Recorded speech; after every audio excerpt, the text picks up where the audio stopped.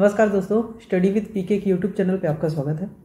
ये science series का तीसरा वीडियो है। इससे पहले मैंने पहला चैप्टर जो था मेजरमेंट से रिलेटेड मापन, मात्रक और त्रुटियां जो थी वो ख़त्म कर दिया। मैंने जब साइंस का पहला पोर्शन जो पढ़ा रहा हूँ, ठीक ना, फिजिक्स का, तो फिजिक्स में पहला जब वीडियो डाला था तो उसके वीडियो के लास्ट पार्ट में मैंने कुछ यूनिट कन्वर्जन से रिलेटेड आपको कुछ टर्म बताए थे। उसमें मैं करेक्शन करना चाहूँगा। वो टर्म जो था मैंने कुछ गलत बता दिया आपको। उस टर्म को आप प्लीज़ सुधार लीजिएगा, ठीक है ना। तो उस चीज़ को मैं अभी इस वीडियो की स्टार्टिंग में पहले बता देता हूँ क्या था वो। तो यूनिट कन्वर्जन के टाइम में मैं आपको एक चीज़ बताया था, वो था डेसी, सेंटी, मिली, माइक्रो, नैनो, पीको, ठीक है। और सेकेंड साइड में इधर लिया था मैं Deka, hecto, kilo, mega, giga और टेरा, ठीक है। तो इसमें क्या मैं गलत बताया था उसको देख लीजिए। जब भी आप डेसी बोले, एक मतलब डेसी वर्ड आए तो वहां पे आपको 10 के पावर -1 का गुणा करना है। सेंटी आए तो 10 के पावर -2 का गुणा करना है। मिली आए तो 10 के पावर -3 का गुणा करना है। माइक्रो आए तो 10 के पावर -6 का गुणा करना है। यहाँ पे मैंने पिछले वीडियो में बताया था 10 के पावर -4 से गुणा करना है, जो कि गलत है। आपको 10 के पावर -6 से गुणा करना है। नैनो के केस में 10 के पावर -9 से करना है। और पीको वर्ड जहां पे यूज होगा वहां पे 10 के पावर -12 से करना है। तो ये तीन चीजें मैंने गलत बताई थी, ठीक ना। सेम इधर आपका अगर डेका है तो 10 के पावर 1 से गुणा करना है। हेक्टो है तो 10 के पावर 2 से गुणा करना है, ठीक है। किलो आए तो 10 के पावर 3 से करना है। मेगा है तो 10 के पावर 6 से करना है। गीगा है तो 10 के पावर 9 से करना है। और टेरा है तो 10 के पावर 12 से करना है गुणा। ये भी तीन चीजें मैंने आपको गलत बताई थी, ठीक है ना। उसको आप करेक्ट कर लीजिएगा। जैसे कि क्वेश्चन में आपको पूछ दिया कि 1 किलोबाइट कितना होता है, तो आप सिंपली किलो के लिए क्या यूज कर रहे हैं हम लोग, 10 के पावर 3, तो 1 × 10 के पावर 3 बाइट इतने के बराबर होगा, ठीक है। इतने के बराबर होगा वो। सेम अगर पूछ लेगा कि 5 मेगा न्यूटन, 5 मेगा न्यूटन ये कितना होगा, ठीक है। तो इसके लिए 5 का तो 5 रहेगा। मेगा के लिए क्या यूज करते हैं हम लोग, 10 के पावर 6 से गुणा करते हैं, तो 10 के पावर 6 और न्यूटन का न्यूटन, तो 5 मेगा न्यूटन को इतना हम लोग बोलेंगे, ठीक ना। ये यूनिट कन्वर्जन थोड़ा सा मैं जो बताया था उसमें आप प्लीज सुधार लीजिएगा, ठीक है। चलिए नेक्स्ट चैप्टर जो अपना सेकंड चैप्टर था, वो मैं बोल रहा था कि मोशन पढ़ाऊंगा आपको। क्या मोशन बोले तो गति।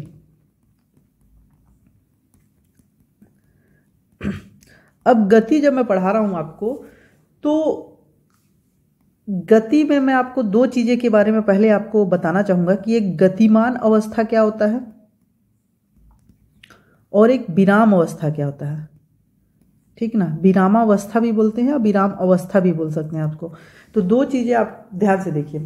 तो आप जब कभी बाहर घूमते हैं, ठीक ना, आप कभी जब बाहर घूमते हैं तो रोड पे बहुत सारी कार चलती हुई नजर आती है। कार, बस, बाइक, ट्रक बहुत सारी चलते नजर आती है रोड पे, ठीक ना। तो इसके अलावा और क्या क्या दिखती है, जैसे रेलगाड़ी चलता हुआ दिखता है, कोई व्यक्ति टहलता हुआ होता है, ठीक ना। तो ये सब जो हैं, जो एक पॉइंट से चल रही है, ठीक ना, एक पॉइंट से जा रही है, मतलब रुकी हुई नहीं है, चल रही है, तो इसी अवस्था को बोला जाता है गतिमान अवस्था। याद रखिएगा। जैसे एक बस है, एक बस जो है एक रोड पे चल रही है, तो एक पॉइंट से वो आगे बढ़ रही है, लगातार बढ़ते जा रही है, ठीक है। तो ये जो बस कहलाएगी ये गतिमान अवस्था में है, ऐसा कह सकते हैं हम इसको, ठीक ना। गतिमान अवस्था में है ये बस, ठीक है। लेकिन जब बस रुकी हुई है तो इसको गतिमान अवस्था नहीं बोलेंगे। जैसे कि आदमी भी, अगर कोई आदमी पार्क पे टहल रहा है, तो टहल रहा है या दौड़ रहा है, जो भी, या वॉक कर रहा है, कुछ भी कर रहा है, लेकिन वह एक पॉइंट से दूसरे पॉइंट की ओर बढ़ रहा है लगातार, तो उसको हम लोग गतिमान अवस्था में है ऐसा बोलेंगे। तो गतिमान अवस्था का मतलब आपको समझ में आ गया होगा। सेम विराम अवस्था, तो आप घर पे बैठे हो, घर पे आप टीवी देख रहे हो, तो टीवी एक पॉइंट से, टीवी जिस टेबल पे है उस टेबल से दूसरे जगह तो ऑटोमेटिक खिसकती नहीं है ठीक है, वो जिस टेबल पे है उसी टेबल पे रहेगा ही वो। तो इस अवस्था को बोलेंगे हम लोग विराम अवस्था। मतलब बोल सकते हैं कि जो टीवी है वो विराम अवस्था में। जैसे कि और भी चीज़ें हैं, जैसे कि घर में पलंग है, कुर्सी है, ठीक है ना, मेज वगैरह हैं, ये सब सारी विराम अवस्था में होती है। तो गतिमान अवस्था का क्या मतलब है? सीधा सा मतलब है जैसे कि चलती हुई बस है, उसका गतिमान अवस्था का सीधा सा आप अगर परिभाषित करना चाहें तो गतिमान अवस्था को कैसे परिभाषित कर सकते हैं? तो इसको परिभाषित करने का सिंपली सा तरीका क्या है कि यदि किसी वस्तु में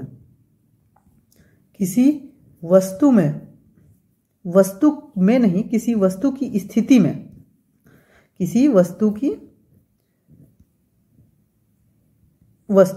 स्थिति में समय के साथ परिवर्तन होता है तो क्या कहलाता है? गतिमान अवस्था कहलाता है उस वस्तु का, ठीक है। और सेम विराम अवस्था मतलब किसी वस्तु की स्थिति में समय के साथ परिवर्तन नहीं होता है। मतलब समय बढ़ता जाएगा, बीतता जाएगा, लेकिन वो वस्तु उसी जगह में रहेगी जहां पे वो शुरू से ही थी।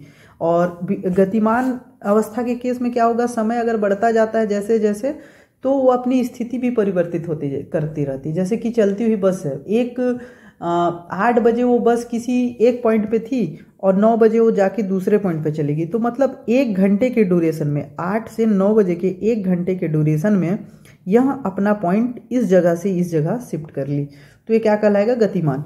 और सेम जैसे कि टीवी है घर में, 8 बजा है तो भी वहीं है, 9 बजा है तो भी वहीं है, मतलब 1 घंटे के ड्यूरेशन में भी वह वहीं पे है, कहीं इधर उधर गई नहीं है, तो वो क्या कहलाएगी? विराम अवस्था में, ठीक है। तो स्थिति में समय के साथ परिवर्तन नहीं होता, वो क्या कहलाता है? विराम अवस्था, ठीक है। ये 2 चीजें आपको समझ में आ गई होगी, गति अवस्था और विराम अवस्था। चलिए तो गति अवस्था और विराम अवस्था समझ में आ गया। विराम का मतलब वही है कि समय के साथ वस्तु की स्थिति परिवर्तित नहीं होगी, तो है विराम अवस्था। एग्जाम्पल के लिए दे सकते हैं, मेज है, मेज में कोई किताब रखी हुई है, ऐसी सिंपली मेज भी है तो ले सकते हैं, टीवी है, कुर्सी है, ठीक है। सेम गति में चलती हुई सड़क पे दौड़ती कार, बस, ठीक ना, रेलगाड़ी पटरी पे, ठीक ना, चलती हुई रेलगाड़ी, वायु में उड़ते पक्षी, ये सब हैं, जल में तैरती मछली, ये सब गति के एग्जाम्पल हैं, ठीक ना। अब एक चीज देखिए कि जब मैं एक वर्ड बोला आपको विराम और एक वर्ड बोला गति, तो ये दोनों जो होते हैं आपस में संबंधित होते हैं, ठीक है ना, आपस में संबंधित हैं। कैसे हैं वो आपको बताता हूं। क्योंकि कोई भी वस्तु एक ही समय में एक वस्तु के सापेक्ष विराम में हो सकता है, जबकि किसी दूसरे वस्तु के सापेक्ष गति में हो सकता है। मतलब कैसे? एक एग्जांपल लेते हैं, एक रोड है, ठीक है, इसमें एक पेड़ लगा हुआ है, ठीक है, इस पे एक पेड़ लगा हुआ है। अब एक कार जो निकली यहां से निकली, ठीक है, चलिए 2 कार निकली, एक ही पॉइंट से 2 कार निकली, ठीक ना, ओके। अब ये आगे बढ़ रही है, मतलब समय के साथ ये आगे बढ़ रही है, दोनों कार। 1 घंटे बाद इनकी स्थिति यहां आ गई, ठीक है, 1 घंटे बाद इस कार की स्थिति यहां आ गई। टाइम कितना लगा? 1 घंटा, दोनों में लगेगा 1 घंटा, स्पीड सेम है, ये ध्यान रखिएगा। ये वस्तु तो चल नहीं सकती, इसलिए क्या है? विराम, मतलब विराम अवस्था में। लेकिन ये जो कार है यहां से यहां चल रही है, तो ये क्या है? गति अवस्था में। सेम ये जो कार यहां से यहां चल रही है भी क्या है? गति अवस्था में। अब देखिए, अगर हम लोग इस पेड़ के सापेक्ष, पहला कार ये दूसरा कार, ठीक है, इस पेड़ के सापेक्ष पहले कार को देखें तो गति अवस्था में होगा, क्योंकि एक जो पेड़ था विराम था और इस विराम पॉइंट से कार आगे बढ़ रही है, इस पॉइंट पे आई, तो क्या गति अवस्था में, क्योंकि वह समय के साथ अपना स्थान चेंज कर रहा है। परंतु अगर हम लोग इन दोनों कार का केस देखें तो ये भी चल रहा है, ये भी चल रहा है, ये भी चल रहा है, ये भी चल रहा है, साथ साथ चल रहा है, तो गति उनकी अवस्था में परिवर्तन हो गया कि जहां पे वो है वहां पे दूसरा कार भी है, तो ये दोनों विराम को ही शो करेंगे, विराम अवस्था को ही शो करेंगे। तो एक दूसरे से संबंधित कैसे हुए कि कोई मतलब बता दिया आपको एग्जांपल लेके कि कैसे एक दूसरे के से संबंधित है गति और विराम, ठीक ना। क्योंकि कोई भी वस्तु एक ही समय में एक वस्तु के सापेक्ष विराम में है, ठीक है ना, ये पहला वस्तु के सापेक्ष दूसरा वस्तु विराम में है, और जबकि दूसरे समय में क्या होता है कि एक वस्तु दूसरे वस्तु के सापेक्ष गति अवस्था में होती है। तो ये है इसका एग्जाम्पल, ठीक है। मतलब दोनों कार सेम वेग से चल रही हैं तो एक दूसरे के सापेक्ष क्या होगी, विराम होगी, परंतु पेड़ पौधे और सड़क के सापेक्ष क्या होगी, वो गति अवस्था में है। ये बताने का कोशिश किया हूं मैं, ये चीज भी आपको समझ में आ गई, ठीक है। चलिए अब वस्तु के गति और कणों की गति से रिलेटेड आपको कुछ टर्म में बताता हूं, ठीक है। ये चीज आप नोट कीजिएगा, ठीक ना। एक साइड लेते हैं वस्तु और एक साइड लेते हैं हम लोग कण, ठीक है ना। वस्तु मतलब बड़ा वस्तु, कण मतलब छोटा सा, ठीक है। अब देखिए पहला चीज मैं लेता हूं सरल रेखीय, इधर मैं ले रहा हूं सरल रेखीय गति, ठीक है, सरल रेखीय गति, और इधर ले रहा हूं स्थानांतरीय गति। मतलब वस्तु के साइड में क्या लिया, स्थानांतरीय गति, और कण के साइड क्या लिया, सरल रेखीय गति। अब देखिए जब भी कोई, पहले वस्तु का देख लेते हैं, जब एक वस्तु एक सीधी रेखा में गतिमान होती है तो उसकी गति स्थानांतरीय गति कहती है, ठीक है। मतलब जब एक वस्तु सीधी रेखा में गतिमान हो,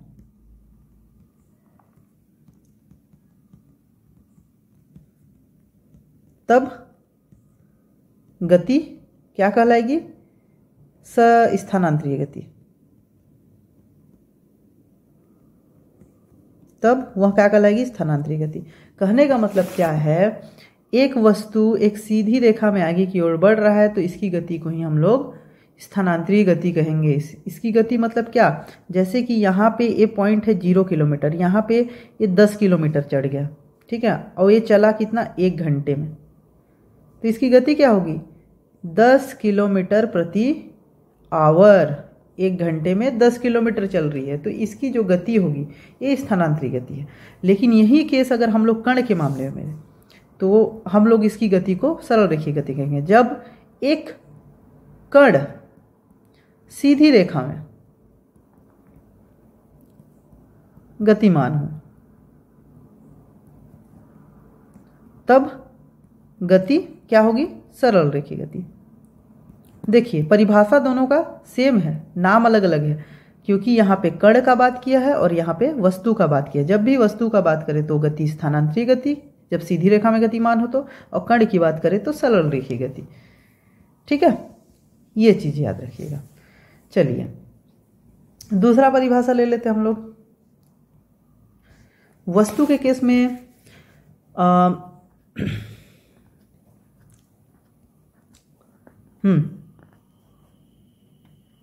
घूर्णन गति, वस्तु के केस में एक घूर्णन गति ले लिए और इसके केस में वृत्तीय गति ले लिए। अब वृत्तीय गति घूर्णन गति क्या है, देखिए एक पॉइंट है और इस पॉइंट के चारों ओर कोई वस्तु या कण घूम रहा है, मतलब यहाँ पे आया, फिर यहाँ पे आया, यहाँ पे आया, फिर यहाँ पे आया, यहाँ पे आया, यहाँ पे आया, यहाँ पे आया, यहाँ पे आया, यहाँ पे आया, फिर यहाँ पे आया, फिर से ओरिजिन स्टार्ट पे, फिर से ऐसे ऐसे घूम ही रहा है, ठीक है। तो इस गति को क्या बोलेंगे, अगर वस्तु है, वस्तु का केस रहता है तो इस गति को हम लोग घूर्णन गति बोलते हैं, ठीक है। जब कोई वस्तु किसी स्थिर अक्ष के परितः इस प्रकार गति करती है कि पिंड का प्रत्येक कण वृत्तीय पथ पर चलता है, तब समस्त वृत्तीय पथों का केंद्र उसके अक्ष पर था। तो वस्तु की गति को क्या कहेंगे हम लोग? घूर्णन गति कहेंगे। अर्थात जब कोई वस्तु एक निश्चित अक्ष के परितः एक वृत्त पथ पर गति करती है तो उसको घूर्णन गति कहते हैं। जैसे कि यहाँ पे बताया कि एक वस्तु एक वृत्त है, उसका सेंटर है और उसके अक्ष के परितः चारों ओर ऐसे ऐसे घूम रही है, तो उसकी गति को हम लोग क्या बोलेंगे? घूर्णन गति। ठीक ना, वृत्त के परितः घूमती है तो, ठीक है ना, क्या? वस्तु, तो उसकी गति को घूर्णन गति। लेकिन जब यही कोई कण घूमती है, कण वृत्त के परितः घूमती है, तो उसकी गति को क्या बोलेंगे हम लोग? वृत्तीय गति। सेम इस केस में कण भी ऐसी घूम रही है, लेकिन इसकी गति को हम लोग क्या बोल देंगे? वृत्तीय गति। ठीक ना। चलिए नेक्स्ट चीज देखते हैं, एक दोलनी और कंपनिक गति। अब ये जो आता है कण से रिलेटेड नहीं है, ठीक है, कण से रिलेटेड नहीं होता। चलिए दोलनी गति, ठीक है। दोलनी गति क्या होता है कि एक पॉइंट है, घड़ी का लोलक देखें ना आप लोग, सेम, और इस पॉइंट के आगे एक पेंडुलम लटका देते हैं, ठीक है ना। तो ये ऐसे ऐसे मूव होगा, यहाँ पे आएगा, ठीक है, और फिर से वापस आएगा जब ऐसे ऐसे ऐसे ऐसे ऐसे, तो फिर से यहाँ पे आएगा।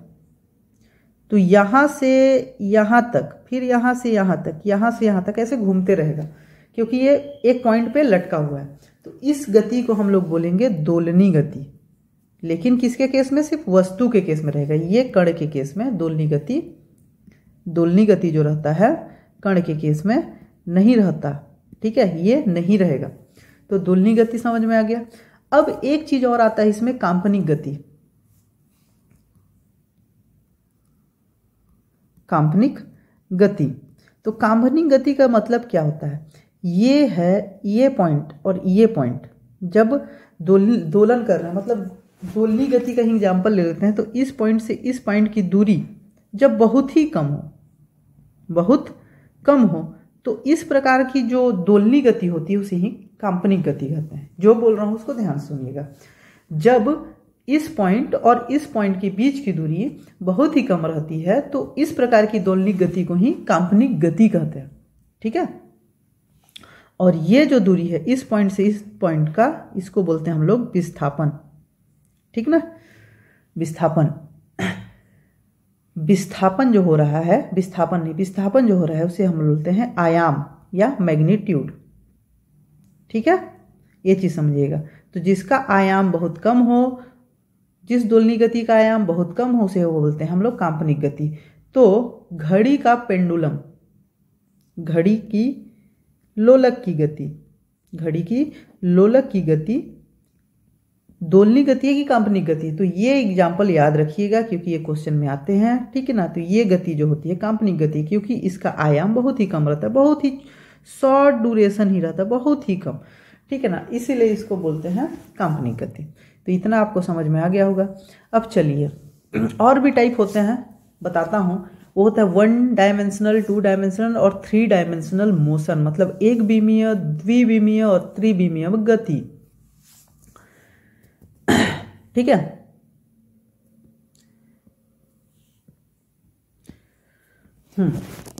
तो सबसे पहला ले लीजिए एक विमीय गति या 1 डायमेंशनल मोशन, ठीक है। जो मैं बता रहा हूं उसको ध्यान से सुनिए, लिख भी दूंगा मैं आपको, ध्यान से देखिए, ठीक है ना। स्क्रीनशॉट लीजिए, नोट्स जरूर बनाइए इसका, क्योंकि नोट्स बनाएंगे तो आपको अच्छे समझ में आएगा, ठीक ना। तो कोई वस्तु है, जब सिंपल सा परिभाषा लिख लीजिए, जब किसी वस्तु की स्थिति, जब कोई वस्तु की स्थिति केवल एक दिशा में बदलती है, केवल एक दिशा में बदलती है, वस्तु की गति केवल एक दिशा में बदलती है, तो उसकी गति क्या कहलाएगी? उसकी गति एक विमीय गति कहलाएगी, ठीक है। तो उसकी गति क्या कहलाएगी? एक विमीय गति कहलाती है। ये परिभाषा आपको समझ में आया? जब किसी वस्तु की स्थिति एक ही दिशा में बदलती है तो उसकी गति को एक विमीय गति कहते हैं। या एक और परिभाषा लीजिए, जब एक वस्तु एक सरल रेखा के अनुदिश, ठीक है, सरल रेखा के अनुदिश गति करता है, तब उसकी गति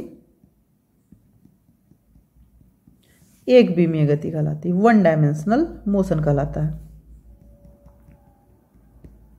कहने का मतलब क्या है? देखिए, ये पॉइंट है, इस पॉइंट से कोई कार निकली, ये रोड है आपका, ठीक है, इस पॉइंट से कोई कार निकली,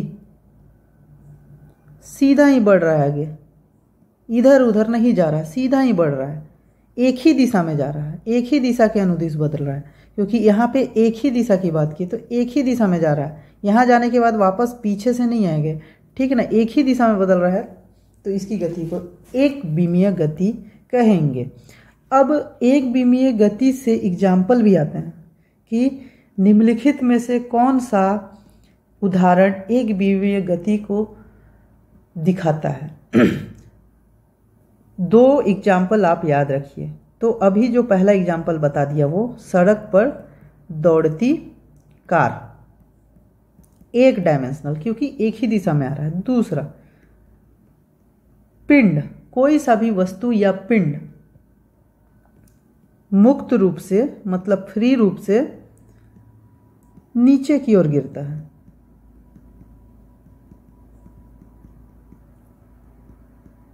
ठीक है, नीचे की ओर गिरता है। मतलब ये आपका छत का टेरिस, मतलब ये छत है, छत के ऊपर आप खड़े हो गए और खड़े होके एक वस्तु को नीचे आप गिराए तो ये जमीन पे सिर्फ एक डायरेक्शन में ही गिरेगा, ठीक है ना, एक ही दिशा में इसका मूवमेंट रहेगा, तो ये क्या कहलाएगा? एक विमीय गति। लेकिन अगर यही चीज़ मैं आपको बोलूं कि आप नीचे से किसी वस्तु को फेंकते हो तो पहले वो ऊपर जाएगा, लेकिन एक पॉइंट के बाद वो वापस नीचे आएगा, तो ये एक विमीय गति का उदाहरण होगा? नहीं। लेकिन इस पॉइंट से यहाँ तक देखें तो एक विमीय गति, ठीक है, क्योंकि ये नीचे ही आ रहा है, और इस पॉइंट से यहाँ तक देखें तो भी एक विमीय गति। लेकिन इस पॉइंट से वापस इस पॉइंट तक देखें हम लोग, पहले ऊपर गया फिर नीचे आया, मतलब पहले इसका डायरेक्शन ऊपर की ओर अपवर्ड थी, और बाद में इसका डायरेक्शन नीचे की ओर डाउनवर्ड हो गई, तो दो दिशा में चेंज हो रही है। तो दो विमीय गति का उदाहरण है। आगे चलिए देखते हैं। तो ये दो एग्जाम्पल आप याद रखिएगा एक विमीय गति के, ठीक है। चलिए मिटा देता। अब दूसरा जो होता है द्विविमीय, ठीक है, दूसरा जो है वो द्विविमीय गति, ठीक है, द्विविमीय गति। तो क्या कहलाता है कि जब कोई वस्तु की स्थिति यहाँ पे एक ना रह के अब दो दिशा रहेगा, दो दिशाओं में बदलती है, दो दिशाओं में बदलती है, तो वस्तु की गति क्या कहलाएगी? द्विविमीय गति कहलाएगी। या जब कोई वस्तु, अब सरल रेखा नहीं, समतल रेखा की बात की है, समतल रेखा में गति करती है, समतल रेखा में गति करता है, तब उसकी गति द्विविमीय गति कहलाएगी, ठीक है। जैसे कि इसका भी एग्जाम्पल ले लीजिए, इसके भी एग्जाम्पल आएंगे। पहला एग्जाम्पल तो बता ही दिया था कि पत्थर को जब आप ऊपर से फेंकते हो तो वापस नीचे आता है, तो ठीक ना, पिंड को ऊपर फेंकने पर, पिंड को ऊपर फेंकने पर गति, ये पहला एग्जाम्पल हो गया। दूसरा एग्जाम्पल क्या होगा कि सूर्य जो होता है, ठीक है, सूर्य के चारों ओर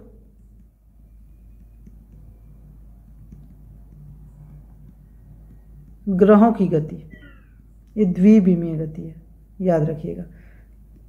इसमें कंफ्यूज नहीं होइएगा। सूर्य के चारों ओर ग्रहों की गति, कभी कभी इसको आदमी लोग 3 डायमेंशनल मतलब त्रिविमीय गति में भी डाल के आ जाते हैं, लेकिन इसमें कंफ्यूज नहीं हो जाएगा।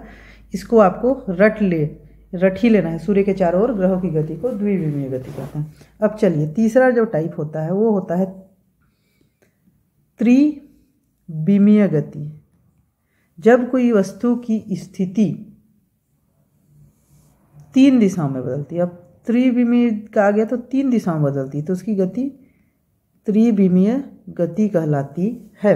या जब कोई वस्तु अब डायरेक्ट पहले सरल रेखा में थी, एक विमीय का, दूसरे का समतल रेखा में, और तीसरे का जब कोई वस्तु अंतरिक्ष में गति करती है,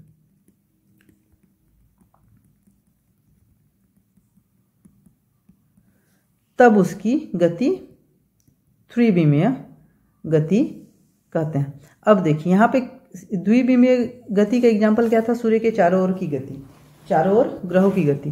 तो यहाँ पे कन्फ्यूजन क्यों होते हैं? तो अंतरिक्ष की बात की है, तो ये सब सोचते हैं कि सूर्य के चारों ओर जो ग्रह की गति जो होती है वो तो अंतरिक्ष में ही होता है, तो इसको हम लोग त्रिविमीय गति बोलेंगे। नहीं, इसको आपको बोलना है द्विविमीय गति। ठीक है, त्रिविमीय गति के जो एग्जाम्पल हैं वो लिख लीजिए। ये जो बहुत ही इम्पोर्टेंट है, द्विविमीय गति के एग्जाम्पल जो होते हैं वो पूछते ही हैं। एग्जाम्पल, आकाश में उड़ते पक्षी, किसी भी डायरेक्शन में जा सकते हैं हम लोग, 3 डायरेक्शन में, 3 4, ठीक है ना। और दूसरा एग्जाम्पल ले लीजिए आप, पतंग की गति, ये सब भी अंतरिक्ष में होता है, आकाश में होता है। ठीक है, तीसरा ले लीजिए हवाई जहाज, ये सब त्रिविमीय गति के एग्जाम्पल हैं। ठीक ना, इतना याद रखिएगा। चलिए गति से रिलेटेड कुछ और भी फैक्ट्स जो होते हैं, परिभाषाएं हैं, वो आपको बता देता हूं मैं। एक होता है निर्देश बिंदु।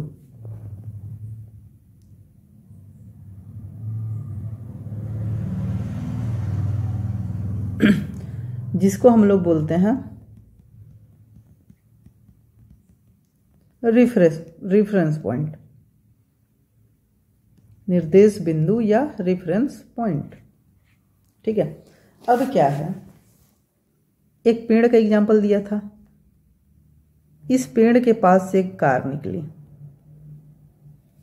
ठीक है, आगे आगे आगे आगे बढ़ते हुए यहां पहुंच गई 1 घंटे में। कितना? 10 किलोमीटर। स्पीड कितना है? 10 किलोमीटर पर आवर। ठीक है, अब इस पॉइंट से तो निकली और यहां पे पहुंच गई, तो ये जो पॉइंट है जहां से ये निकली, इसके सापेक्ष कहीं भी घूमे, चाहे इधर जाए, चाहे वापस इधर आए, चाहे ऐसे आए, ऐसे आए, ऐसे आए, तो इस पॉइंट के सापेक्ष जो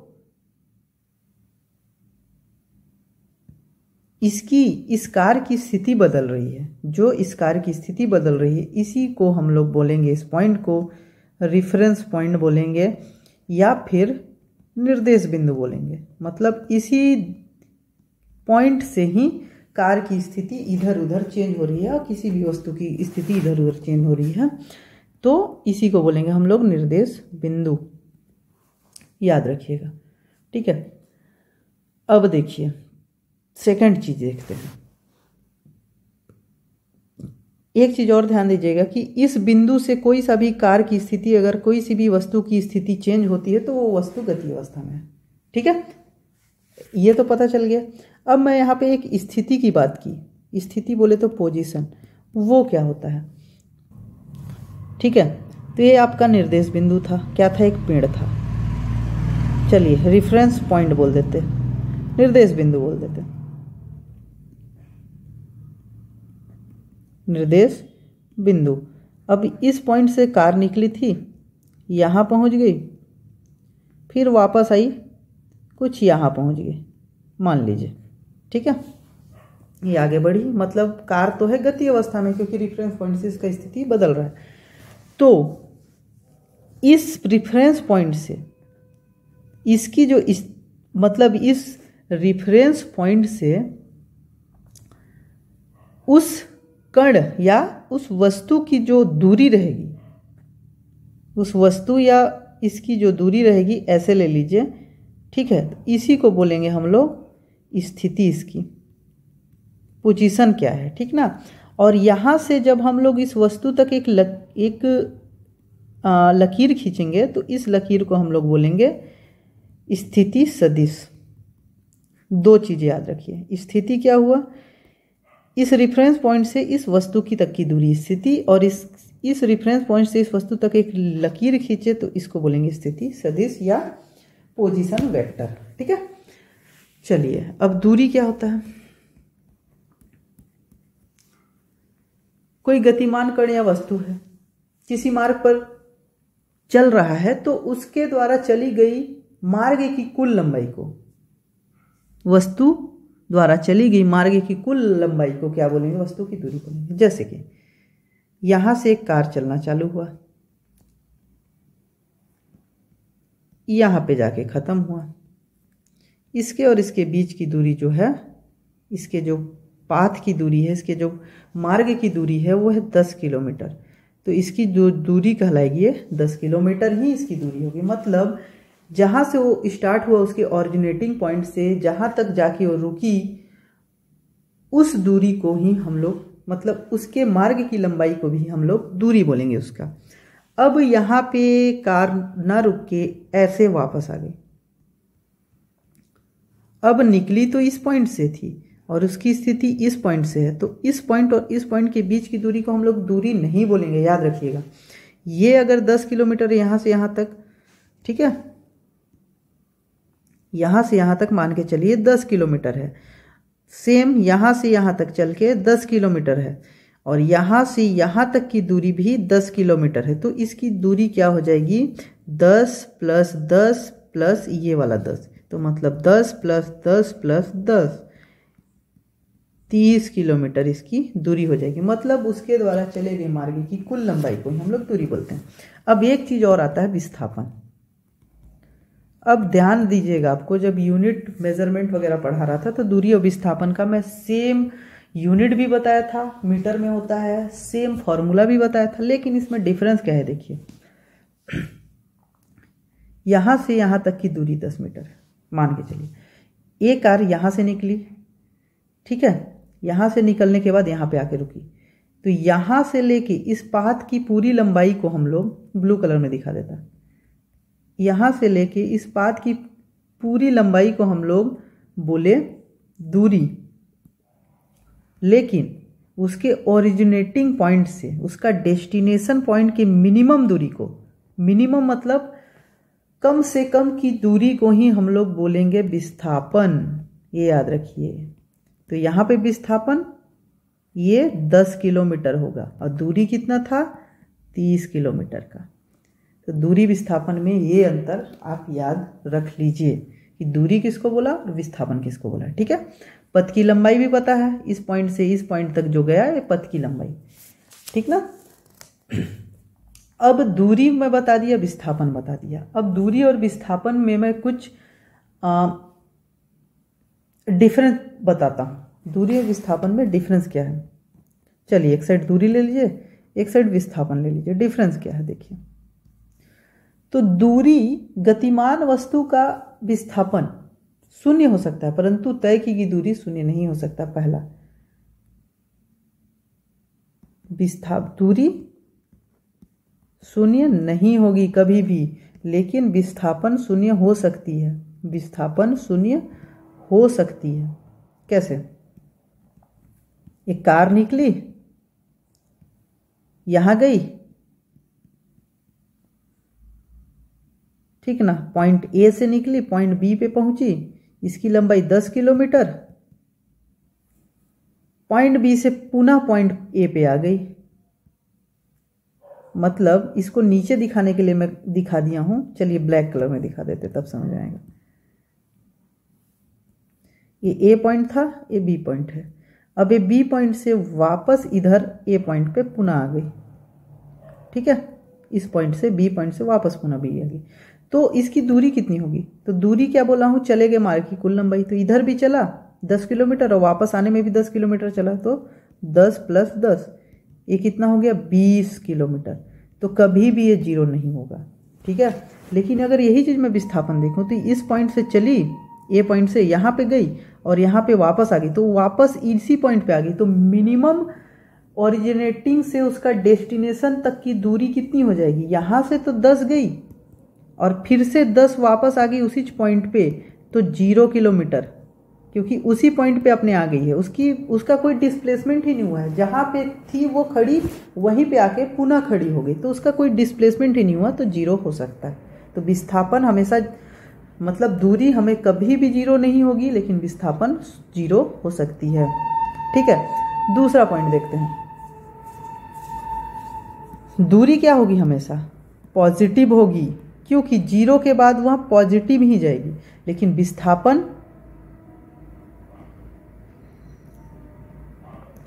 पॉजिटिव भी हो सकती है, नेगेटिव भी हो सकती है, 0 भी हो सकती है। अब पॉजिटिव कैसे होगी? विस्थापन इस पॉइंट से निकली, आगे गई 5 किलोमीटर, इस पॉइंट पे खड़ी हो गई, तो मिनिमम दूरी हम लोग मापते हैं तो 5 किलोमीटर ही आएगा, तो पॉजिटिव में आ गया। ठीक है, चलिए इस 5 किलोमीटर चलिए, अब वापस आने के बाद ये 6 किलोमीटर आ गई इधर, तो 5 किलोमीटर आगे गई थी, इसमें -6 कर दीजिए, वापस इस पॉइंट से 1 किलोमीटर और आगे बढ़ गई, क्योंकि तो ए आ जाएगा -1 किलोमीटर, तो ये ऋणात्मक में आ रहा है, इसलिए ऋणात्मक। और 0 कैसे हो सकता है तो मैं बता ही दिया आपको। ठीक है, तो विस्थापन पॉजिटिव, नेगेटिव और 0 कुछ भी हो सकता है, लेकिन दूरी हमेशा पॉजिटिव होगा। एक चीज और याद रखिएगा, विस्थापन इक्वल टू दूरी हो सकता है। याद रखिए, विस्थापन इक्वल टू दूरी हो सकता है, परंतु विस्थापन दूरी के बराबर हो सकता है, परंतु विस्थापन कभी भी ग्रेटर देन दूरी नहीं हो सकता, क्योंकि जब पॉजिटिव होगा या तो इसके बराबर आएगा दूरी के, या फिर उससे कम ही रहेगा। नेगेटिव आने पे तो नेगेटिव में ही जाएगा, 0 आने पे भी 0। तो ये भी पॉइंट आप याद रखिएगा। ठीक है, कहने का मतलब यह है, एक पॉइंट और याद रख लीजिए, विस्थापन और दूरी का मैं जब रेशियो निकालूं, विस्थापन डिवाइडेड बाय दूरी, चूंकि यहाँ कम है विस्थापन, किससे? दूरी से, दूरी ज़्यादा है, तो 1 से इसका रेशियो कम ही मिलेगा, या सेम होने पे बराबर मिलेगा। जैसे कि दूरी, अगर विस्थापन 1 है, दूरी भी 1 है, तो 1 मिल जाएगा। 2 है अगर विस्थापन, दूरी भी 2 है, तो 1 मिल जाएगा। परंतु इसको हम लोग विस्थापन को 2 और दूरी को 1 तो नहीं रख सकते, क्योंकि दूरी कभी कम नहीं रहता विस्थापन से। हाँ, इसको हम लोग एक विस्थापन को और दूरी को 2 जरूर रख सकते हैं, तो उस केस में 1 से कम आएगा इसका रेशियो। ये चीज़ आपको समझ में आ गया होगा। ठीक है, चलिए अब चाल के प्रकार। चाल क्या होता है उसके फिर प्रकार बताऊंगा। चाल बोले तो स्पीड, गाड़ी का जो हम लोग स्पीड लेते हैं वही चाल है। चाल का मतलब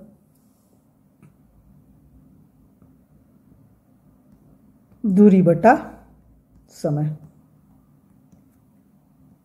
मतलब किसी एकांक समय में